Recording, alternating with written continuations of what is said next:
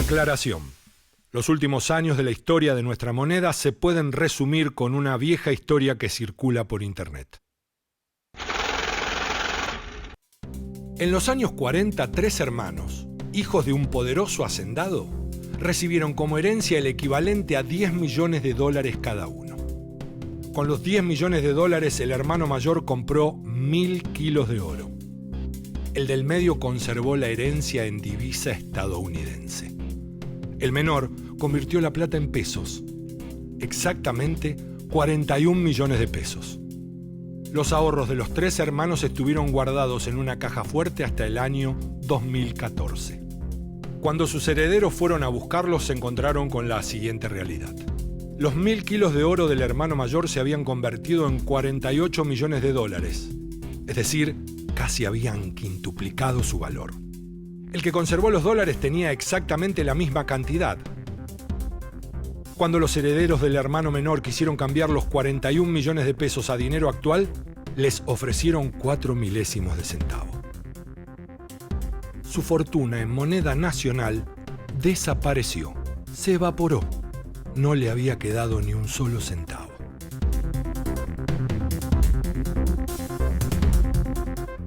Ocurrió que en poco más de 6 décadas el peso argentino, que había nacido sano y fuerte en 1881, había bajado su cotización en 13 ceros. En 1970 había perdido 2 ceros. En 1983, 4.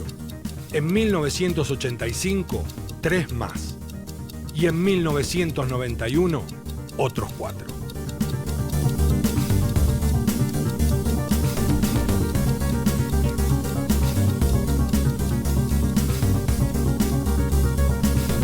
¿Cuál es la relación que guarda la moneda con el rumbo de la economía? ¿La cotización del peso es la medida del crecimiento económico? ¿O es solo un indicador del estado de ánimo financiero?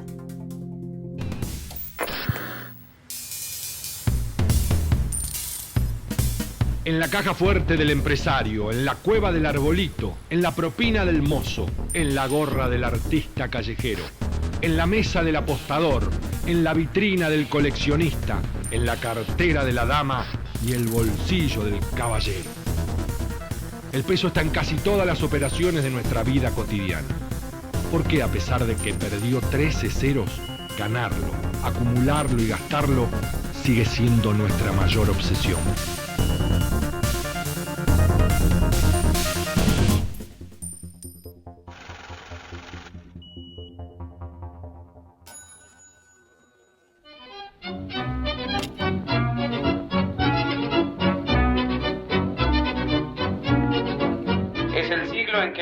De lo más original, el progreso nos ha dado una vida artificial. Muchos caminan a máquina porque es viejo andar a pie, hay extractos de alimentos y hay quien pasa sin comer.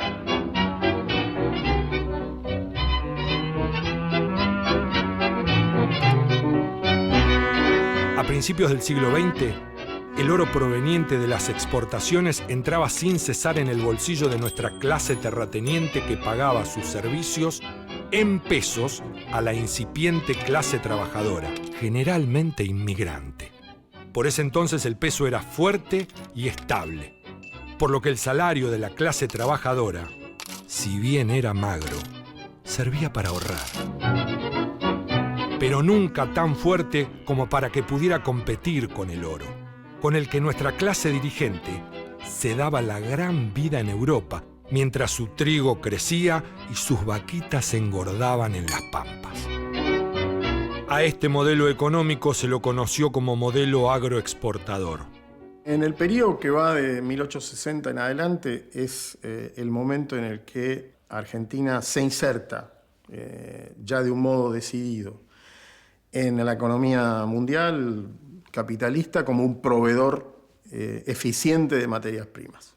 Para Argentina, eso significó una fuente de demanda extraordinaria y el inicio de lo que hemos denominado la fase del desarrollo agroexportador de la Argentina. En esos años, nuestra moneda era convertible, es decir, se podía cambiar por su valor en oro. No había devaluaciones ni corridas de depositantes.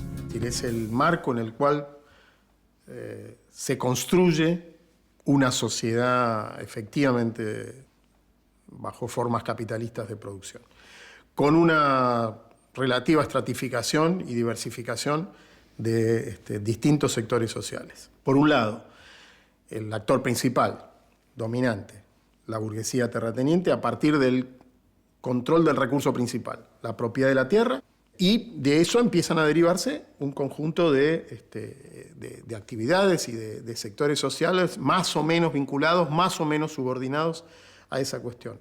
Era tanta la fe que se tenía en el progreso que los billetes emitidos por esos años se llamaron, precisamente, la Serie del Progreso.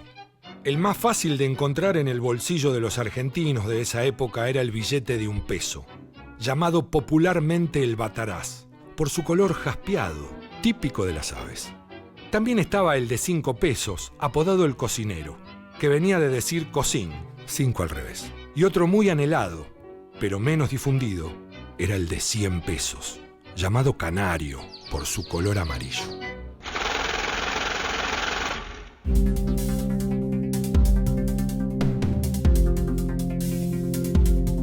El modelo agroexportador funcionaba gracias a una condición fundamental: la renta diferencial de la tierra.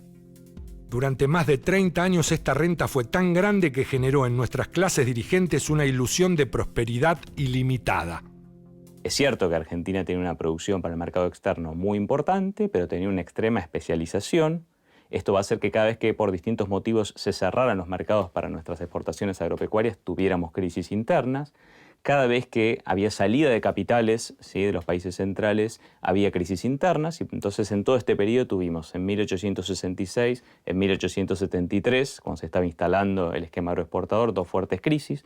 Tuvimos otra en 1885, tuvimos una muy importante en 1890 que llevó a la quiebra nada menos que a la Baring Brothers, a la principal casa financiera a nivel internacional, que tuvo que en algún sentido ser rescatada por la corona británica.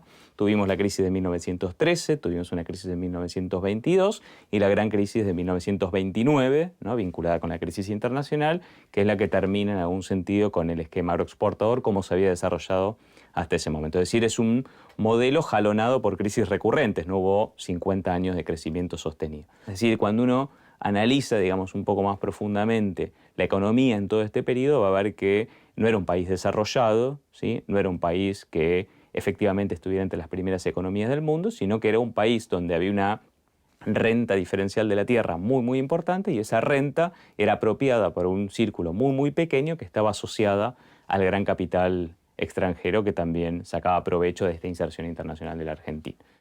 Y así fue como nuestra oligarquía creía que estaba convirtiendo a la Argentina en un país europeo, pero sin industria, ni desarrollo tecnológico, ni mercado interno. Hay un refinamiento de la carne en base a reproductores ingleses.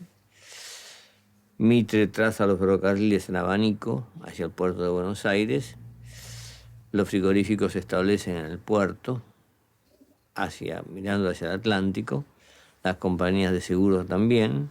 Se declara una libre importación total y se produce un endeudamiento que ata de manos a la Argentina para cualquier intento de independencia, ¿no? Y eso va a dar lugar a exportaciones muy importantes, ganancias muy importantes, que no se reinvierten como podrían haberse reinvertido en la industria para crear un país armónico y un país desarrollado, sino que se despilfarran en palacios que se construyen, como todos los palacetes, el Palacio Anchorena y todos los que están en esa zona. Y esto significa que el país se convierte en eso. Es un país que mira hacia el Atlántico, que denigra al interior, cuyos habitantes en general son nativos o inmigrantes chacareros, y este fenómeno de que el país hay una parte del país que queda totalmente desprotegido, sin boicoteadas sus posibilidades de desarrollo, ¿no? El bolsillo de los obreros fue el primero en sentir los efectos de la contracción económica. Mientras los pesos escaseaban en los arrabales, en los cabarets del centro la oligarquía despilfarraba sus últimos años de esplendor. El movimiento obrero tuvo diversos cauces de organización y con distintas ideologías, pero las luchas obreras estuvieron presentes siempre en la Argentina, incluso en la época del primer centenario, en 1910, cuando se pensaba que esto era un vergel. Bueno, había tensiones sociales extremadamente graves. Y las hubo, después tuvo la Semana Trágica, hubo episodios extremadamente dolorosos y luchas y huelgas de una sociedad con una estructura económica basada en la tierra, en las exportaciones agropecuarias, con una riqueza muy concentrada, y al mismo tiempo una sociedad que se fue urbanizando y fue generando nuevos sectores sociales que, en cierto sentido, aumentaron la conflictualidad. Un viejo verde que gasta su dinero emborrachando a Lulú con su champán. Hoy le negó el aumento a un pobre obrero. En esos años de crecimiento, la moneda fue tan estable y tanto el oro que entró a nuestras arcas que el modelo económico nunca se cuestionó. A tal punto que no necesitábamos ministros de Economía, y en esos años teníamos Ministerio de Hacienda. Hasta que en 1929 la ilusión de prosperidad ilimitada empezó a mostrar sus límites. Qué triste es todo esto, quisiera llorar. Frente a la crisis, Gran Bretaña tiende a comprar carne a Nueva Zelanda y Australia, a sus colonias directamente, no a sus semicolonias, diríamos, para diferenciarlo, ¿no? Lo cual aterroriza a nuestra oligarquía y hace que se produzca la misión Roca-Runciman, donde ellos dan un empréstito que sirve para pagar las deudas que es el dinero que no se le podía dar porque no había dinero, y se quedan con el control del 85% de la exportación de carnes en manos de los frigoríficos de ellos. Y otorgan graciosamente a la Argentina el 15% de la exportación de carnes, siempre que sean cooperativas que no tengan propósito de lucro. Rosalía, Rosalía, hay que hacer economía. El dinero se termina, suspende la permanente el esmalte de las uñas y olvídate de la gente. Rosalía, Rosalía, ¿dónde vamos a parar?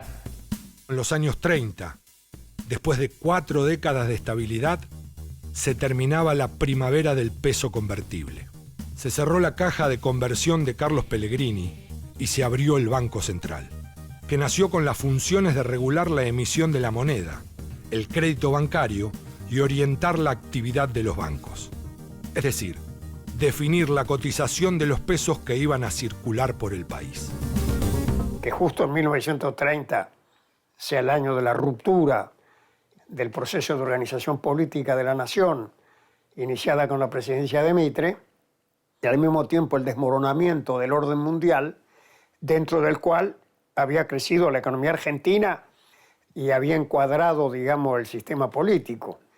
Entonces el gobierno conservador se encontró con el desafío de la crisis y tuvo allí algunos operadores extremadamente talentosos, entre ellos Raúl Prebisch, que en el marco de una política conservadora, sin embargo, enfrentaron los desafíos que planteaba la caída de las exportaciones, de los precios. El Estado comenzó a tener más intervención en el manejo de las finanzas, en el manejo del tipo de cambio.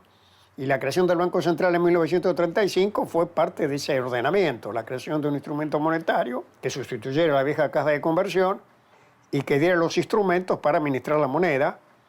Y yo diría que la gestión del banco dentro de una política conservadora fue técnicamente prolija, digamos, y contribuyó de alguna manera a administrar las consecuencias de la crisis y desde luego preservar los intereses de los grupos dominantes.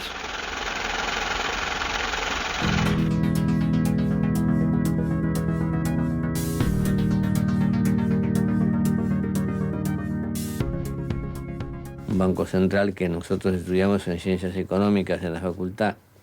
La carta orgánica era evidentísimo la carta orgánica que se hacía para que los accionistas extranjeros tuvieran mayor importancia que el representante del Estado y los bancos argentinos. y que en realidad significaba el manejo del circulante, el manejo de la tasa de interés y el manejo de los cambios. Era una sociedad mixta sui generis, como en tantas etapas de la economía argentina y de la historia argentina, el Estado ponía la plata y los privados tomaban las decisiones. Y obviamente dentro de ellos los más fuertes eran los bancos británicos. Esto hacía que el manejo de la política monetaria fuera muy acorde a los intereses geopolíticos y económicos de Gran Bretaña. Por otro lado, el estallido de la crisis y más tarde de la Segunda Guerra interrumpió el flujo de importaciones, por lo que la industria comenzó un proceso de sustitución de importaciones que transformó para siempre el mapa social de la Argentina. La crisis de 1929 fundamentalmente fue una crisis que impactó en toda la economía, en todo el mundo, pero fundamentalmente en el sector agropecuario, ¿sí? Y esto produjo, ¿sí?, la quiebra de muchos pequeños y medianos productores en la Argentina, que sumado a un proceso de tecnificación en el agro que se había dado durante todos los años 20, esto fue haciendo que muchos habitantes del campo, tanto peones rurales como pequeños propietarios o como arrendatarios que no podían hacer frente a sus deudas cuando cae brutalmente la demanda y los precios de los bienes agropecuarios, deban abandonar los distintos lugares donde vivían y migran a las grandes ciudades. Como en los gobiernos de esos años, de la década de infamia, no había una política de viviendas para hacer frente a esta mayor demanda, vemos como en los años 30 se crean en las áreas metropolitanas y en los alrededores de la ciudad de Buenos Aires los primeros núcleos de lo que se conocieron como las villas miserias, ¿sí? Y esta masa de desocupados van a ser justamente esa mano de obra barata que van a aprovechar algunos sectores para contratar esa mano de obra para la industrialización sustitutiva de importaciones que se da en los años 30. Entonces vemos dos grandes cambios sociales, este proceso de migraciones internas y el surgimiento de un proletariado urbano industrial de una dimensión que no había existido en la Argentina hasta los años 30. Estas nuevas masas de trabajadores comenzaron un largo viaje que duró 10 años. En octubre de 1945 llegaron a la Plaza de Mayo. 8 meses más tarde caminaron los últimos metros y entraron en la Casa Rosada. Porque interpreto este movimiento colectivo como el renacimiento de una conciencia de los trabajadores.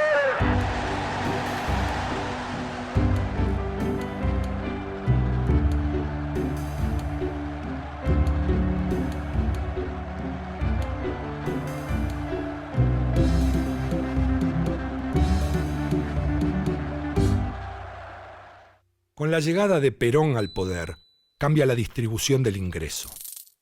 Parte del oro que está en los bolsillos de la élite terrateniente y exportadora comienza a desplazarse en forma de pesos al bolsillo del obrero industrial y del trabajador rural. El general Perón y después el movimiento que él conduce y crea surge durante la final de la Segunda Guerra Mundial, en donde la intervención del Estado fue masiva en todos lados, en Europa y en el resto del mundo. Y aquí comenzaron una serie de controles que ya habían comenzado con la época del gobierno conservador, se profundizaron durante el gobierno militar y después vinieron todas las reformas que adoptó el gobierno peronista, muchas de las cuales estaban en línea con intervenciones que tenían lugar en otras partes, incluso en Europa. Fue un periodo de fuerte intervencionismo en todos lados. Ya desde su discurso de Asunción, Perón hablaba del papel que iba a tener la riqueza en su gobierno. La riqueza no constituye el montón de dinero más grande o más chico que pueda tener atesorado una nación. Para nosotros la verdadera riqueza la constituye el conjunto de la población. Perón intentaba revertir el ciclo distributivo de la oligarquía conservadora.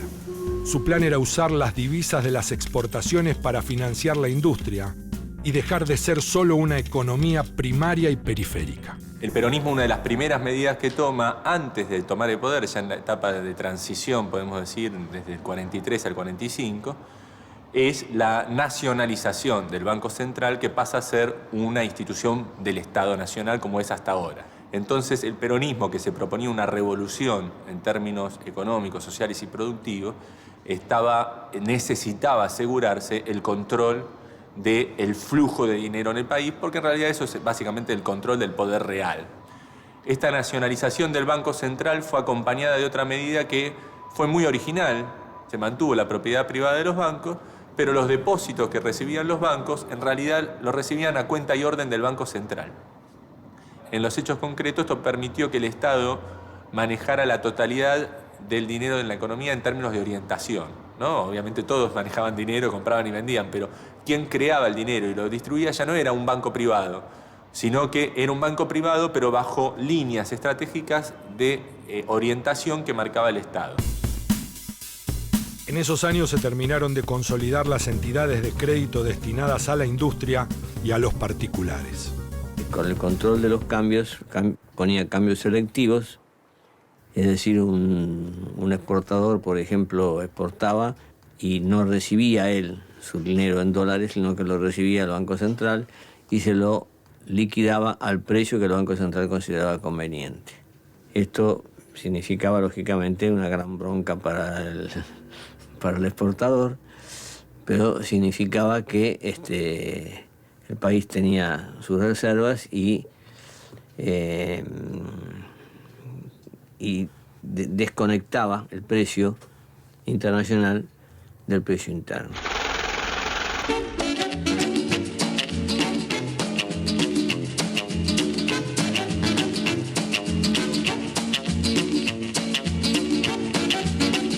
En los primeros 3 años del plan quinquenal, el país creció a un 8,5% anual. La industria, un 32%. Los salarios, un 51%. Y la capacidad de compra de los trabajadores, un 46%. El peronismo creo que es el primer momento donde se plantea una política económica distinta a la de las décadas anteriores, ¿sí? Si uno quisiera caracterizar la política económica, sobre todo del primer gobierno de Perón, de los primeros años, podemos decir que es una política nacionalista, industrialista, mercado internista, redistribucionista y estatista, ¿no? Cada uno de estos aspectos se fue desplegando con distintas medidas en estos primeros años, los años de oro, si se quiere, de la economía peronista. A pesar de la suba de los salarios y el shock de consumo, la inflación no superó el 14% anual. Y así como los trabajadores, las mujeres, los ancianos y los niños ingresaban masivamente en la vida política de nuestro país, el peso circulaba como nunca por los bolsillos de los sectores populares. Pesos que, por ejemplo, por primera vez permitían salir de vacaciones a las familias. La independencia económica está ligado a ese proceso por el cual él sabe en 1947 que pagando las últimas deudas que había, llega a deuda externa cero. Ese es el momento en el cual prácticamente había una independencia económica. Y después de independencia económica también tenía el sentido de que el país por primera vez en toda su existencia producía heladeras, producía toda la línea blanca de todas las empresas nuevas que surgieron entonces, que evidenciaba una gran independencia, ¿no? Pero mientras el plan quinquenal avanzaba en sus logros, las condiciones internacionales que lo habían hecho posible cambiaban dramáticamente. Al llegar 1949, los argentinos íbamos a conocer nuestros tiempos de sequía y de pan negro.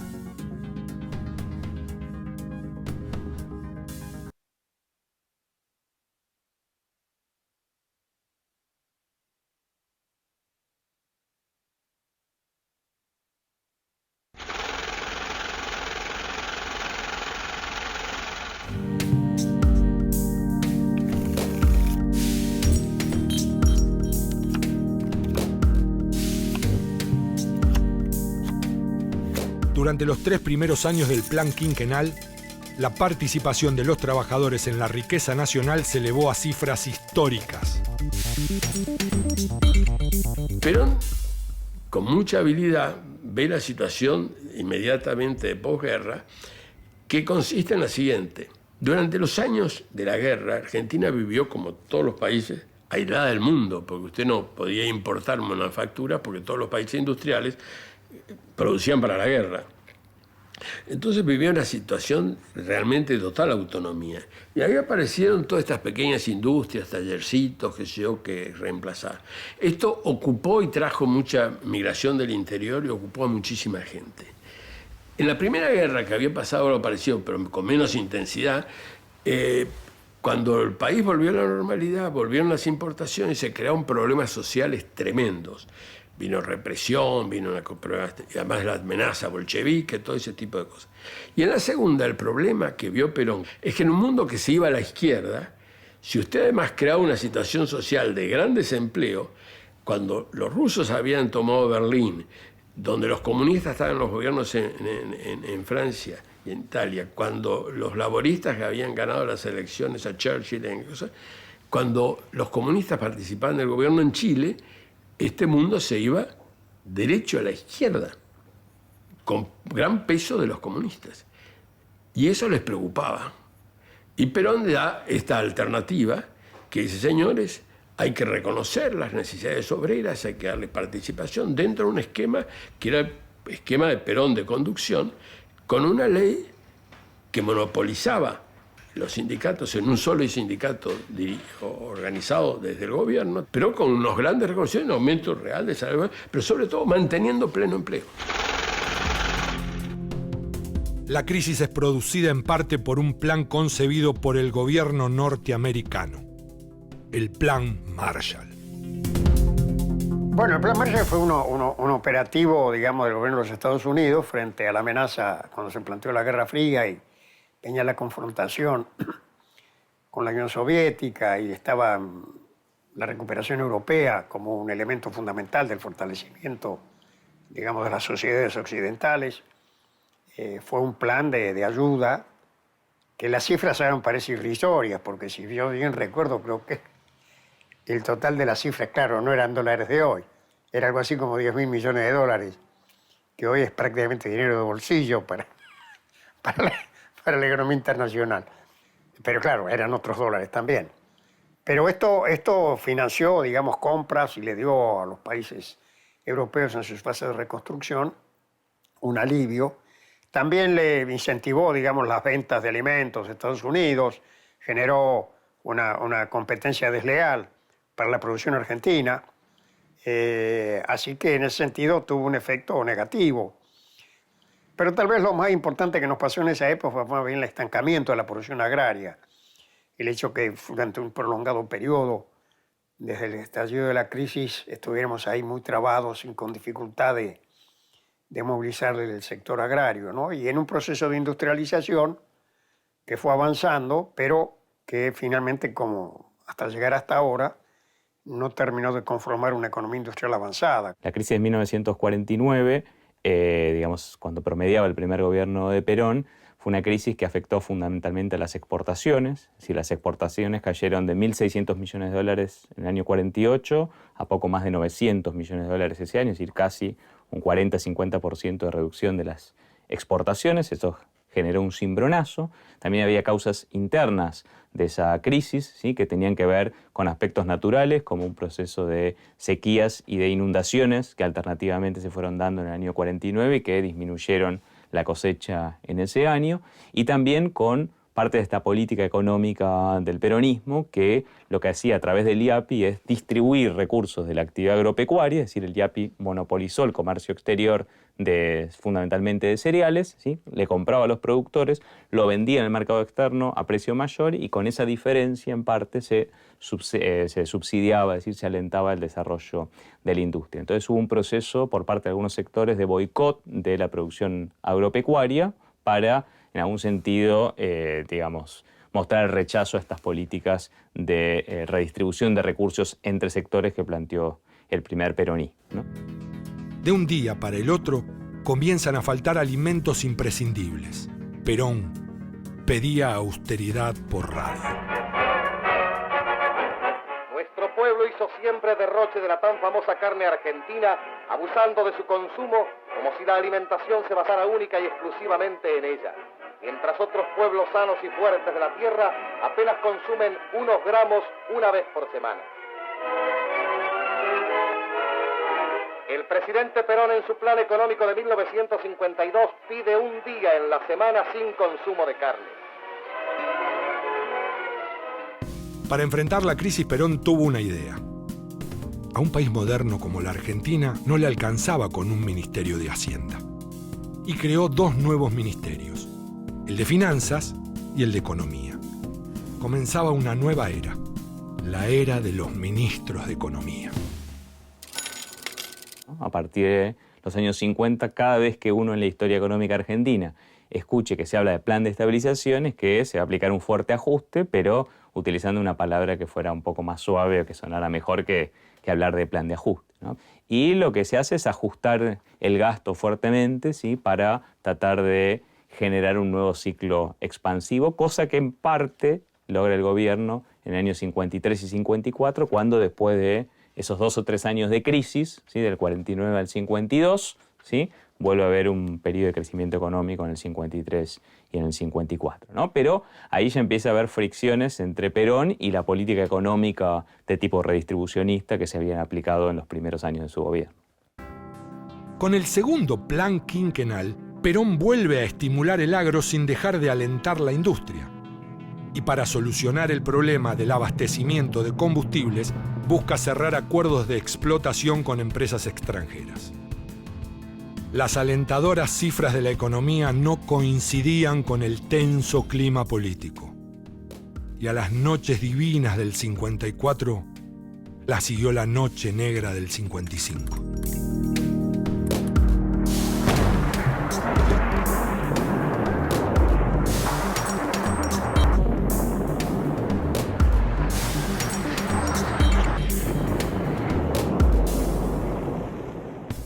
La Revolución Libertadora cambia definitivamente el juego económico. Los sectores conservadores y sus aliados militares iban a seguir estimulando el desarrollo de la industria, pero tenían guardado un as bajo la manga. Bueno, lo primero que hacen ellos, por supuesto, es anular la nacionalización de depósitos bancarios. Lo segundo que hacen es denacionalizar el comercio exterior. El comercio exterior que estaba en manos del Banco Central y que recibía todos los pagos del exterior y todo ese movimiento. Argentina tenía un bajo nivel de deuda y prevalecía en los países centrales lo que se llamó el periodo dorado. Es decir, el 55 se produce en pleno keynesianismo en Europa y en cierto sentido en los Estados Unidos. Todavía el negocio financiero mundial no había alcanzado la dimensión que alcanzó posteriormente. Entonces Argentina se afilió al Fondo Monetario cuando se produjo el golpe de la caída del general Perón, pero no entró en un proceso de endeudamiento masivo porque las circunstancias no estaban dadas todavía en el mercado internacional. Durante los 2 años y medio que duró la dictadura de la Revolución Libertadora, la participación de los trabajadores en la riqueza nacional bajó un 7%.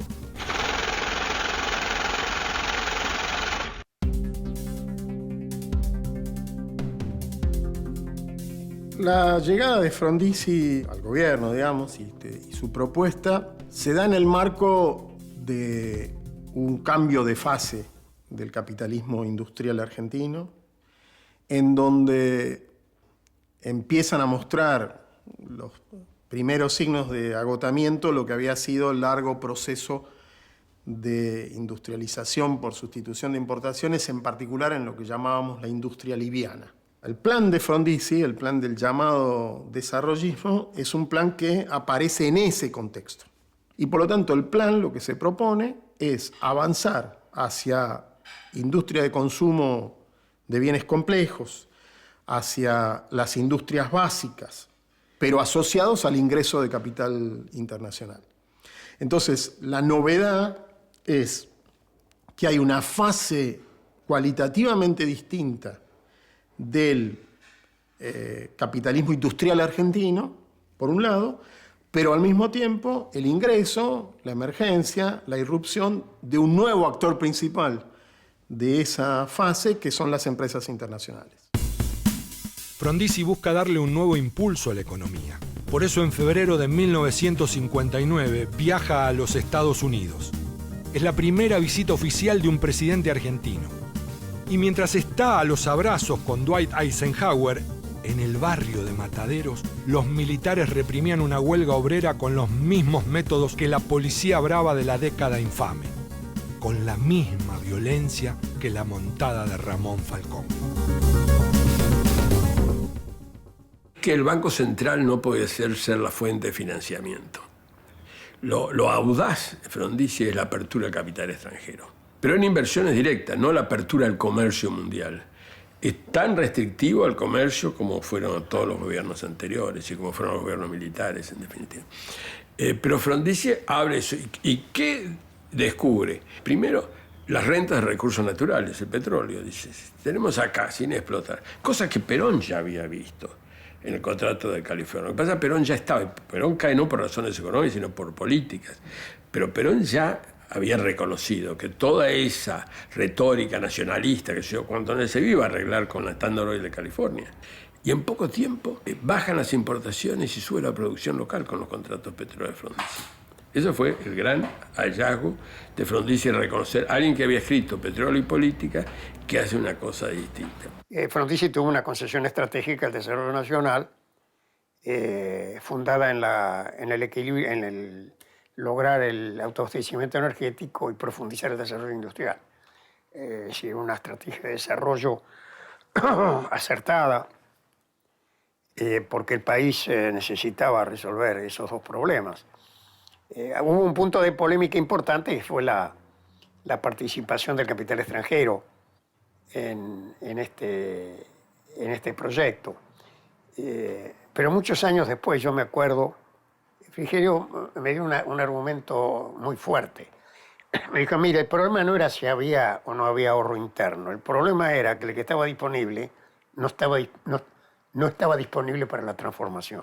Y mientras el peso se devalúa y los dólares de las multinacionales se dedican a comprar las empresas argentinas, la participación de los trabajadores en la riqueza bajaba a un 37%.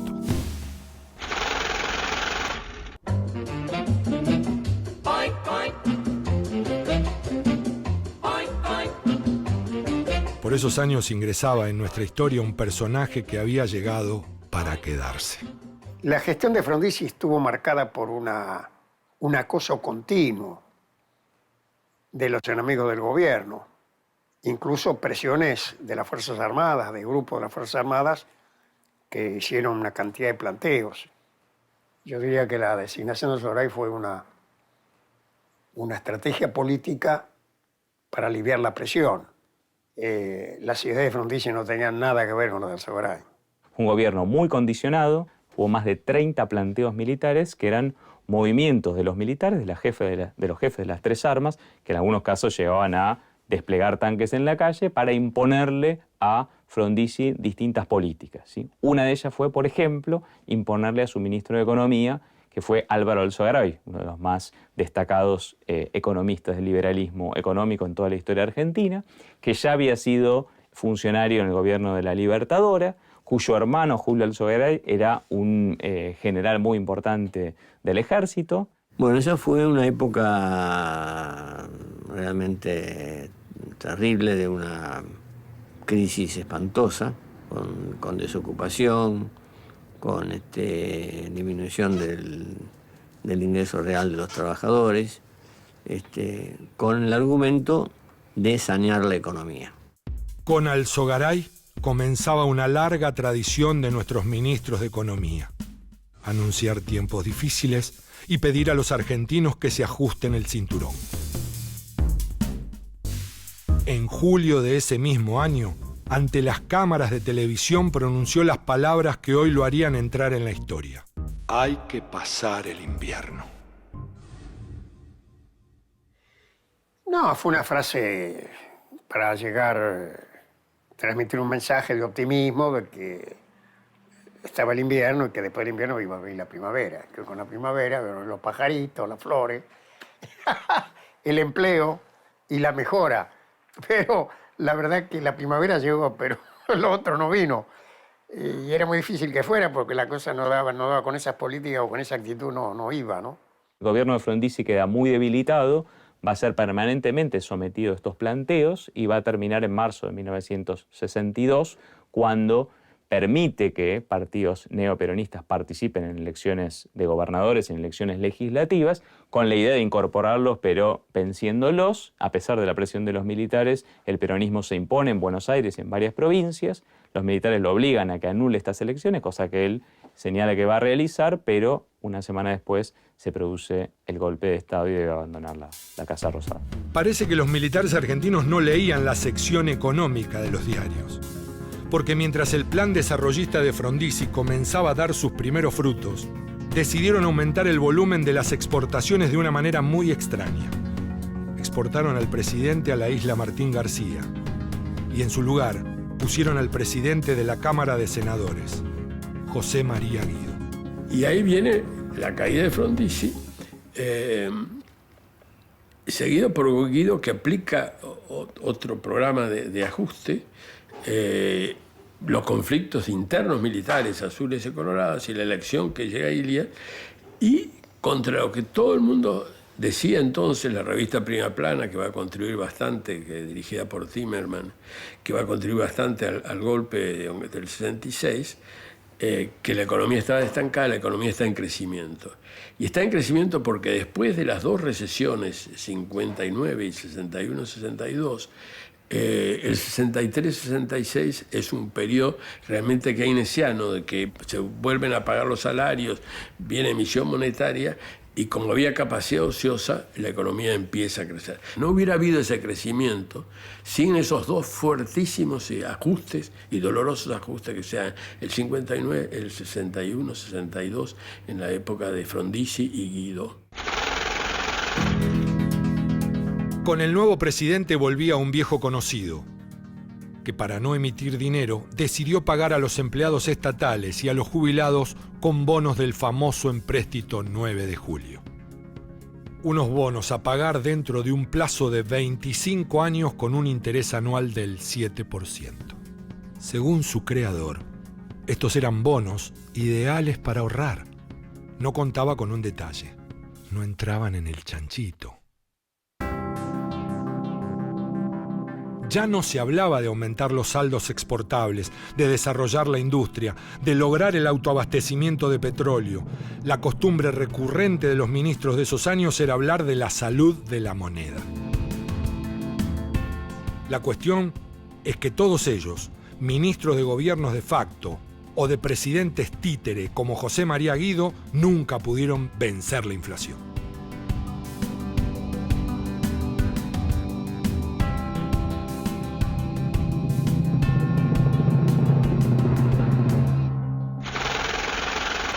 Con el gobierno de Ilía comienza un proceso de crecimiento continuo que va a durar 10 años. La gestión del gobierno de Ilía fue razonablemente exitosa, logró estabilizar en alguna medida la economía, una cierta recuperación, mantuvo un criterio, de protagonismo de la política pública para sostener el nivel de actividad y hacerlo crecer. Yo creo que tuvo buenos resultados. El conflicto fue, claro, la anulación de los contratos petroleros, parte del conflicto político que se había planteado dentro del radicalismo, porque se dividió el partido en dos fracciones y, bueno, el doctor Illia representaba a una de las fracciones y quedaban las tensiones con la política anterior. Pero yo diría que la gestión macroeconómica fue razonablemente exitosa. El país crecía un 4% anual, pero también la inflación, que en 1963 llegó al 26% y en 1966 al 31%. Los militares lo empezaron a acusar de lento, a compararlo con una tortuga, y lo cambiaron por un general de caballería, y con el presidente nuevo llegó un ministro nuevo, que no era Alzogaray, pero no andaba muy lejos. El plan de Krieger es un plan que significa que el crédito tiene que subir más que la creación de dinero más que los salarios, y van a ser ajustes graduales así, con compromiso de los empresarios de un acuerdo de precios, etcétera, que se mantiene al principio y dura y va a durar muy poco. Y todo este estilo muy autoritario tiene grandes rechazos en un mundo de los 60, fines de 60, que el mundo está muy cambiando, Mayo de París, etcétera. Y ese estilo autoritario choca, resistencias estudiantiles, resistencias sindicales, cordobas, etc. Y los militares aprovechan que era non ganía para echarlo. Los números del ministro habían cerrado por medio de una política de ajuste, pobreza y represión. Economías enteras, como la de la provincia de Tucumán, habían sido desmanteladas en el nombre de la eficiencia y la racionalización. En España, el máximo líder del principal partido de masas ya iba por su año de exilio número 15. La CGT se dividía y su ala más combativa se ponía en pie de guerra contra el gobierno. En medio del crecimiento económico, el volcán político estaba a punto de hacer erupción.